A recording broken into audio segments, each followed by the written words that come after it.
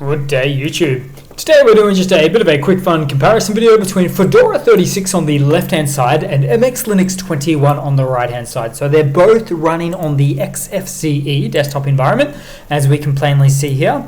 And I'll pull this up a little bit more clearly, but as you can see on the left hand side for Fedora, it's running on a bit more of a stock standard XFCE desktop environment here.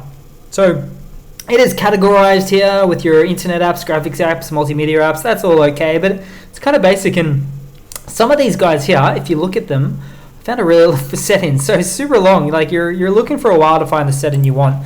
The good thing about MX Linux 21's customized XFCE desktop environment is, although it's got the categorizations as well, first of all, it looks a bit nicer, but second of all, we have a search menu, so you can find whatever you need. Oh, I want to set up a printer settings. See, a lot easier than looking for print settings there, right?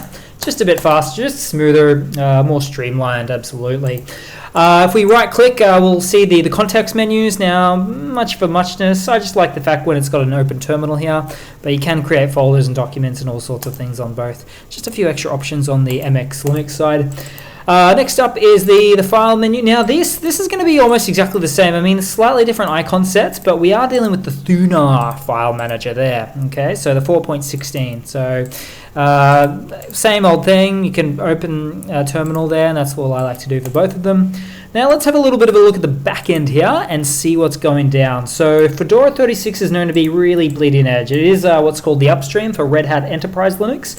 So kind of like a test bed in a way, but not too crazy beta test environment. Just a newer packages basically. So 5.17 kernel. So you're going to be able to run the latest and greatest hardware there. MX Linux 21 is actually on the 5.10 kernel. The reason for this is actually running on the Debian backend instead, so that's very stable in comparison. If you don't have any crazy hardware, graphics cards, Wi-Fi cards, CPUs, brand new microcode or anything that you need, none of that, then hey, this might be the way to go for you guys instead. Now, last but not least, take this next part with a bit of a grain of salt, but let's have a look at the RAM and CPU usage at boot up. So you're idling off with the CPU for both of them. It's nice to see. Might be a little bit small for you guys, but the Fedora 36 is running at 580 megabytes of RAM on boot up. So not perfect, but not bad. And on the right-hand side for MX Linux, we're running at about 540 megabytes of RAM on boot up. So a little bit better.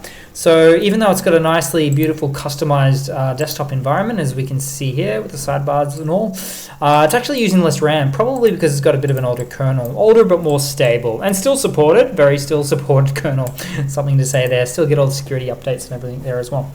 So that's pretty much it, guys. Just a super simple, quick, fun comparison between these two popular operating systems, both running on the XFCE desktop environment. So thanks for watching. Please leave a comment, subscribe, hit that like button, and I do hope to see all of you guys there in the next one.